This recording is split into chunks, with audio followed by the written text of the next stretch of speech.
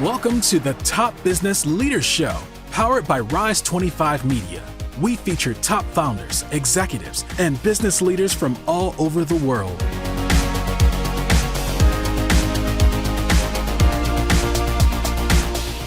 Chad Franzen here, co-host for this show where we feature top restaurateurs, investors, and business leaders. This is part of our SpotOn series. SpotOn has the best-in-class payment platform for retail, and they have a flagship solution called SpotOn Restaurant, where they combine marketing, software, and payments all in one. They've served everyone from larger chains like Dairy Queen and Subway to small mom and pop shops. To learn more, go to SpotOn.com. This episode is brought to you by Rise 25. We help B2B businesses to get ROI, clients, referrals, and strategic partnerships through Done-For-You podcasts. If you have a B2B business and want to build great relationships with clients, referral partners, and thought leaders in your space, there's no better way to do it than through podcasts and content marketing. To learn more, go to rise25.com or email us at support@rise25.com.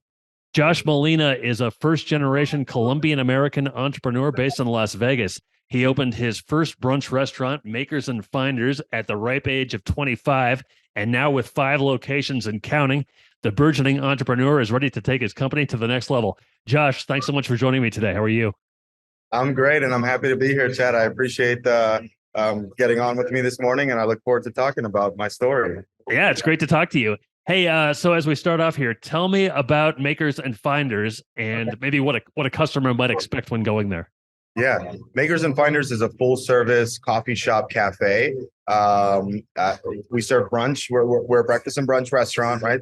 Our brunch menu is a Latin comfort food-based brunch menu. So that was a big inspiration for me, being a first-generation Colombian-American. I wanted to bring these dishes into a mainstream, easy-to-navigate menu. And so that's the theory behind the food menu. And then we have a craft coffee program. All of our syrups for our lattes are made in-house. And then we also serve a full bar. So we have bottomless mimosas, mimosa flights, the works. That's Makers and Finders in a nutshell. The space is brightly lit, very eclectic, lots of color. It's made for, creation, really. Like, we want people to come in there, create memories, close business deals, co-work, network. And so we really build that space for that vibe. So it really feels, the energy at any Makers and Finders location really feels like a bustling kind of entrepreneurial spirit. And it really is implied in the name as well, Makers and Finders. It's about, the entrepreneur, the spirit, taking an idea and turning it into reality. Awesome. So tell me a little bit about what life was like for you growing up. You said you're a first generation Colombian-American. You're from the US and then your parents are from Colombia? Yeah, so both my parents are from Colombia. My dad's from Medellin. My mom's from Cali. They immigrated in the early 80s to New York City. So I was born in New York City. I was there for first 10 years of my life. And, they were, I really embraced the mentality from my parents because they really paved the way for me to be in the position that I'm in. And so they packed up all of our stuff, everything that we owned, got on a truck, and we drove cross country to Las Vegas just for some more opportunities. At the time, we had some family that had made the trek over here, and we just felt like my parents felt that Las Vegas just had a lot more opportunity for us to really thrive in. So they made that move, and it was probably the best decision they could have made. And I'm so thankful for that. Was there anything like as part of your childhood or as part of just growing up, even as a young adult, that made you particularly appreciate, Colombian food? I know it's part of your family heritage, but you're not from Colombia yourself. So right. What about growing up made you appreciate that so much? To me, I really, Sunday mornings were very special for me because, throughout the whole week, obviously, my parents both work full-time jobs. I have 2 siblings, so there were 3 of us going to school. So very fast paced. And so Sunday mornings were the day that we all got to sit at the table, and enjoy that quality time as a family. And on the table were all of these dishes, these Colombian recipes that have been passed on from generations. And I really, there's a lot of nostalgia involved with these dishes because it really takes me back to to that Sunday morning breakfast with my family. And so that really became an anchor of inspiration for me to create a menu that represented that, but is easy to is something that can appeal to a wide base of people. So yeah. So you started Makers and Finders at 25? Yeah, the idea actually started when I was 22. That's when I really started envisioning, and really it was due, in fact, because in New York City, you know, actually the highest concentration of Colombian-Americans are in New York City, specifically where I'm from, Queens. So we're pretty much a majority over there. And so there's Colombian bakeries, Colombian restaurants, depending on the neighborhood, on every street corner. So moving to Las Vegas, which there wasn't a lot of Colombian Americans living here. It was mostly like Central Mexico, Central America. I realized that, hey, there's an opportunity here. And I want to do it in a version that's my version, this culture kind of mix of Colombian and American in the trendy, very modern way. So that was also a really big, just seeing the landscape of Las Vegas. I really saw a big opportunity, and I started working on that opportunity at the age of 22. So at age 22, what were you doing? Like, how did you get kind of a vision for what you wanted Makers and Finders to be? So leading up to that, I was in pretty much just sales. So I did insurance sales for a while, and I was really good at it. Natural salesman. I was really doing well for myself at an early age. Commission checks, I was putting that, saving it. My gut always told me that there was something good I'm gonna need to save this for a reason. Like, you're saving for a reason. I didn't know that reason. And when I turned 22, I spent 2 to 3 hours of my 8-hour shift, making the sales I need to make and meeting the quota. So I had 5 to 6 hours of essentially free time, and I didn't particularly enjoy being behind a desk. I didn't like the 9 to 5 structure. Felt very bound, right? And so in that misery, to be honest, I really just started looking within. I'm like, well, how do I get out of this, right? How do I make that leap? And that really was the trigger for digging into my imagination and starting to conceptualize Makers and Finders. And then you mentioned what the name represents. How did you kind of come up with that name? Did you had a vision like this was going to be a place where people came up with ideas, or was that something that you thought of right away? So, just kind of going back to what I just said, I really started looking at within, right? Like I really started embracing my roots, memories, nostalgia. I mean, nostalgia is just such a powerful emotion, right? And so I just kept thinking about my childhood, the moments that I treasure for a lifetime, and those were inspirational kind of moment or points that I pulled from. So really, how Makers and Finders came about was, I had, before Makers and Finders, there was 5 different iterations of the name and the concept. And I just wasn't happy. I had already started building out the space. We were about 3 months before opening, and I just felt that I didn't have the right name for it yet. At the time, I had read a very powerful book by Edward Glaeser called Triumph of the City. And being from the city, New York City, I saw Las Vegas, and I thought to myself that I really think that Las Vegas is going to become a metropolis one day. And I really wanted to embrace that urban kind of that urban spirit, the spirit of the city and the machine behind it. And so that was kind of floating in my mind. And the name I was going to go with was Van Wyck Coffee. And Van Wyck is an expressway, a freeway in New York City. I always remember, traveling that expressway as a child. My dad used to work in the city in Manhattan as a doorman, and he, we used to pick him up midnight, and my mom, she wouldn't leave us at home for our own safety, right? And so she used to take me, and I just remember laying in the back seat at midnight on a Monday, Tuesday, whatever, school day it was, and just like seeing the bridge pass, and that I really like that moment lives in my mind.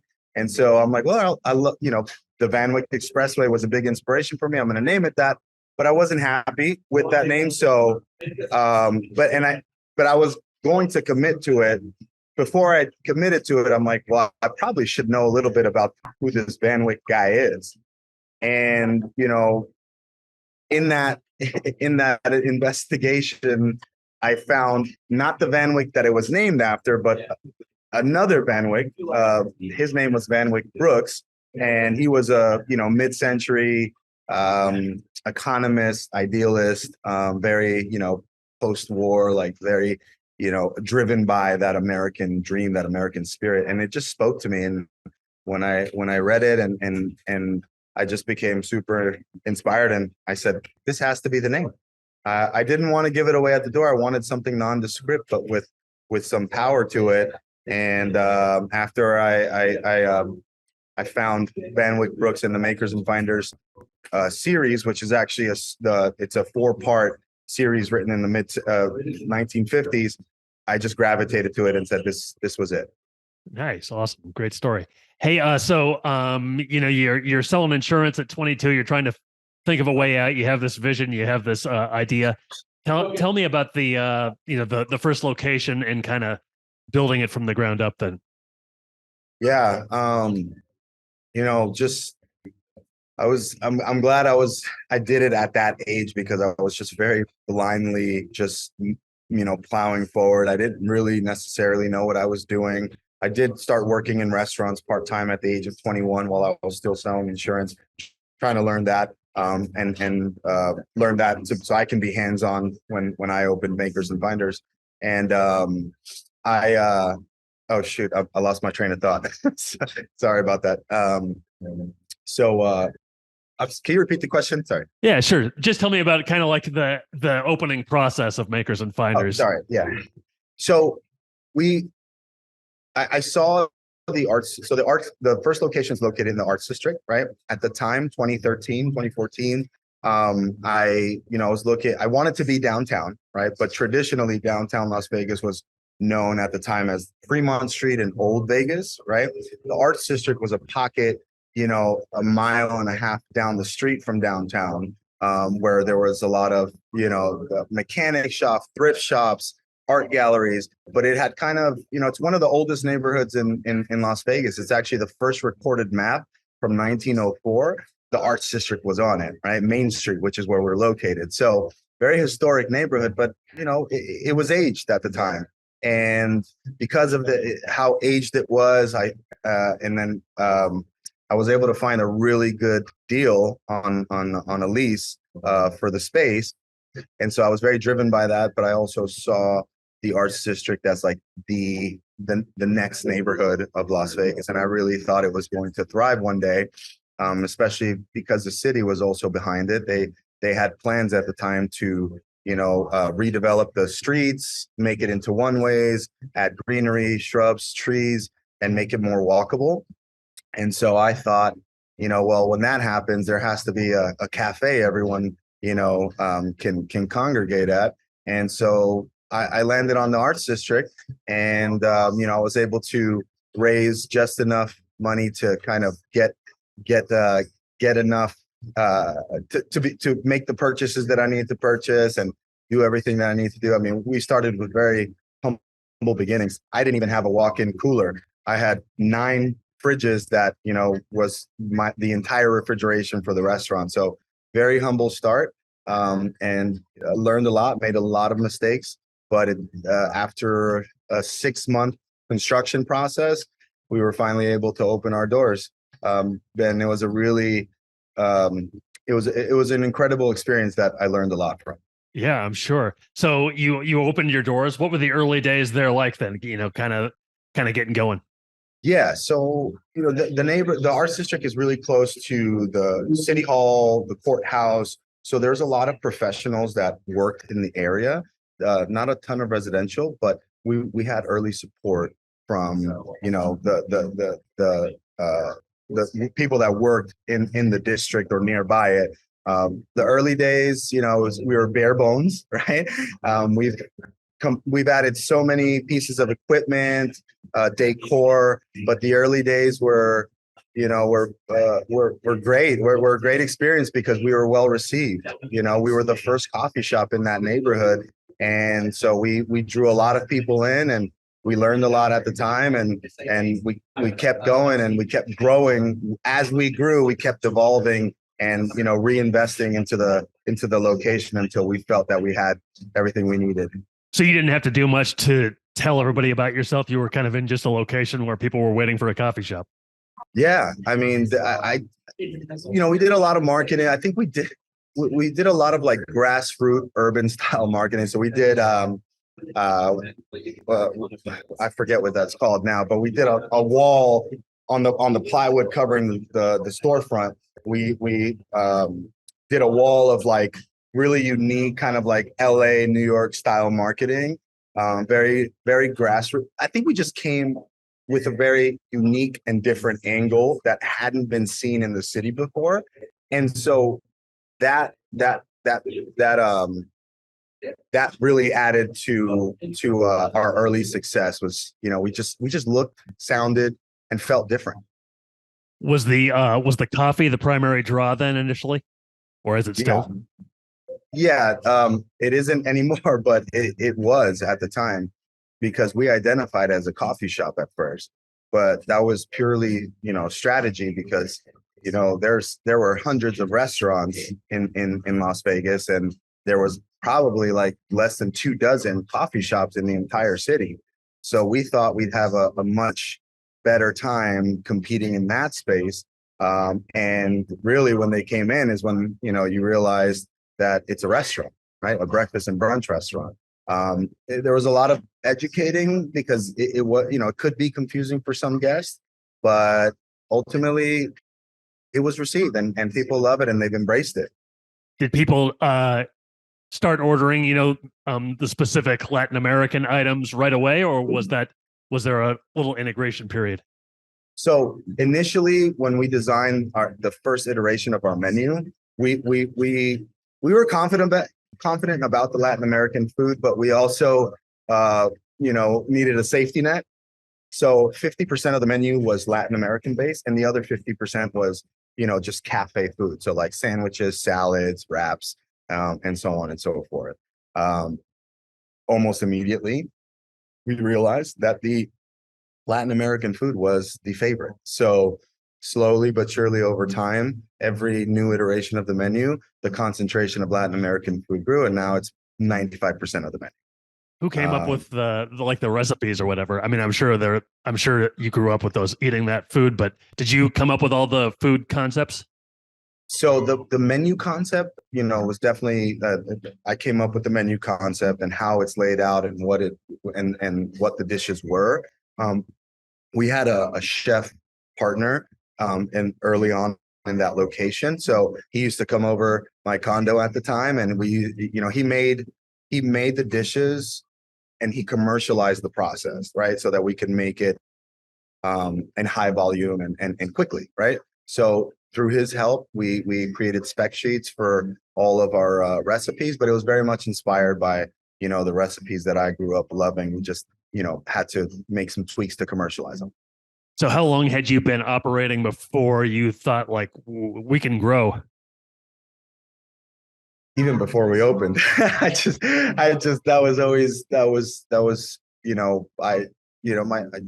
my gut always told me that it's not going to be just one. Like, you have to keep going. And then obviously that early success was a big catalyst to make that jump. And being a young entrepreneur, I mean, I've learned so much, and to be completely transparent, it wasn't until these last 6 to 9 months that I really understood what, my position and what I'm meant to do, which, I mean, means that it took me 8 years to really learn what the hell I was doing. But early on, I actually wanted to expand almost immediately. We opened at the end of 2014. Grand opening was 2015. In 2016, I started scouting for our next location, and actually got into a partnership out in Henderson, which is a suburb of Las Vegas, and in their downtown, which is Water Street, right? So I started an architect firm. We met and we clicked, and so they were building out a 3-phase commercial building, very modern, very trendy kind of art look, and we were going to be the cafe at their retail level. And so, I was pursuing that for about six months, and it didn't feel right. I had just gone to a neighborhood that I was a pioneer in and helped redevelop, and that's a lot of work. It's a lot of work and energy. And the Water Street district in Henderson was very similar to the Arts District, very old, very run down, and I knew that I was going to be facing very similar challenges, and I didn't really want that. I wanted a different challenge. I wanted to really test this concept at the max capacity, and I wanted to compete with national brands. So we pivoted. I decided to end that partnership before we opened, and even built out the space. And so 2016 passed, and then that's when I was looking elsewhere. And in 2017, I found a third generation restaurant space in downtown Summerlin, another suburb of Las Vegas. And it's a mall. It's an open air mall. So there's Macy's, major brands like Trader Joe's, Foot Locker, the works, right? And at the time they had just been sold and purchased by a different corporation, and the direction that they were heading in was more local and focused on the local crowd, and they really wanted to build a community. And I really believed in that vision, so I felt like that was the next step I should take, and that way I can really test makers and finders in a way that it wouldn't in the highest at the highest level, right? And so we made that choice, and it was also very appealing because it's a third generation space. I didn't have to go through the whole construction process of the first location. The first location in the Arts District was a furniture store once upon a time. So I had to, saw cut the concrete, do plumbing, install a kitchen hood. I mean, it was a labor of love for sure. And this downtown Summerlin location in 2017 had a kitchen hood, had a grease interceptor. It was a restaurant already. So it felt more like a renovation, which, because we were still growing, for financial purposes, that was more within our budget than, building an entirely new restaurant. And so we took over the downtown Summerlin space 2 days before my son Hudson was born, August 1st, 2017, that signed the lease. And we got the keys September 1st, and we were able to open in 3.5 months. 3.5 months. So we opened our doors December 21st, 2017. A fast and furious renovation because the clock was ticking, and that naturally the rent at this location was significantly higher than the Arts District location. So that was a really big push to get open, and we opened, and same thing. We were well received. We were well received in Summerlin, and now we've been there for going on 6 years. Wow, awesome! So you now have 5 locations. Is that right? 4.5. 4.5. Yeah, the 5th location is opening hopefully Memorial Day weekend. Okay. So that's been a full build out, like the Arts District location. So now I'm revisiting that, and it's been a big challenge, but another learning experience. Sure. So you have multiple locations, 4.5 locations now, and you said just within the past 6 to 9 months, you figured it out what you should be doing. What did you learn that you should be doing? How did you figure that out? Well, really, what I learned is how to really empower and manage a team. I think and naturally, as a small business owner that invested their entire lives to a project and relied heavily on the success of it. I was naturally very hands-on and all over the place, and really didn't give the space that I needed for my team to grow and thrive and show their worth as well. So that was one of the biggest parts, was just understanding how to really empower a team. And then I really just got the second part to it, was just my workflow. I just became, over the last 6 to 9 months, the efficiency was there. I was able to manage tasks and really still have time available to be a father. And when I recognized that, because, a lot of times you're just going and doing, and you don't really take a moment and realize, wait, I feel like I just hit a new level. I think something's different. And so, when I took that moment 6 to 9 months ago, it really gave me a lot of confidence that I was needing at the time. And, in all transparency, I was at that moment when I broke through, I was in a really tough spot mentally. I had signed this new location in Henderson, and, it was kind of like a late hit. I didn't realize, I almost just, my entrepreneurial spirit, like, made that project happen. But my mind and my brain, when I processed it later, I really became extremely doubtful, worried, and depressed, to be honest. And I had a really rough month, September, October. And, in that darkness, I was able to figure out, recognize what I mentioned, which is, hey, no, you know what you're doing. You've broken through, and now it's time to apply. And so that was a big part, is I had to really fall on my face to pick myself back up. And now, here I am. Good for you. That's great. Hey, so what are your goals now moving forward? You said you got 4.5, so you're kind of on the verge of a 5th location. What beyond that, or is that good? Yeah.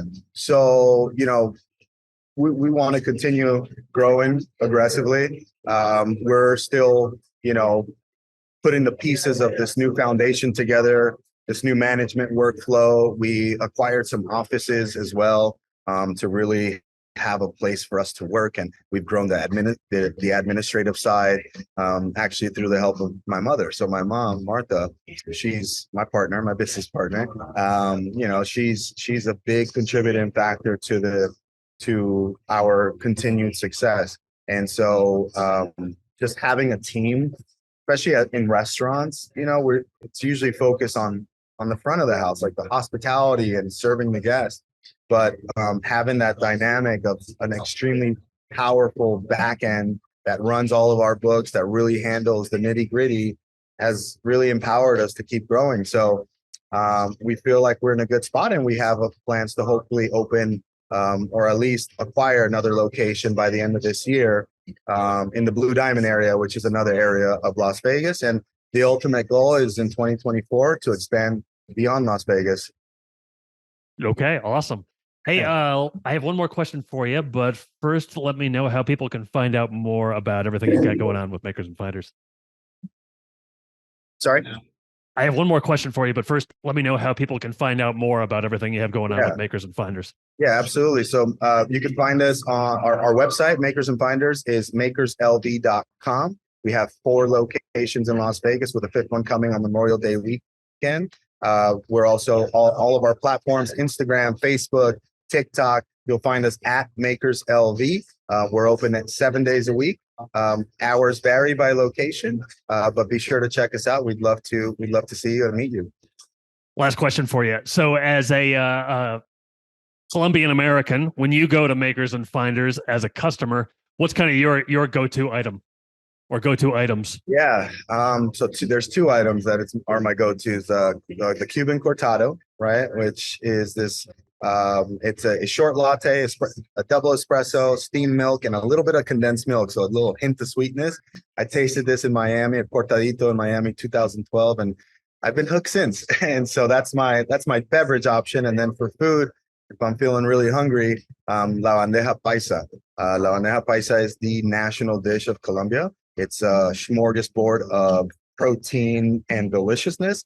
I got an 8-ounce New York strip, pork belly chicharron, maduros, which are fried plantains, rice, beans, sunny side up egg, avocado, pickled onions, all of it. And Wow. so, but it's very, very much my power lunch. Okay, sounds great. Hey, Josh, it's been great talking to you. Congratulations on all your success. Best wishes moving forward. And I really appreciate your time today. Thank you so much. Thank you, Chad. Thank you for having me on. So long, everybody. Thanks for listening to the Top Business Leaders Show, powered by Rise 25. Visit rise25.com to check out more episodes of the show and to learn more about how you can start your own podcast.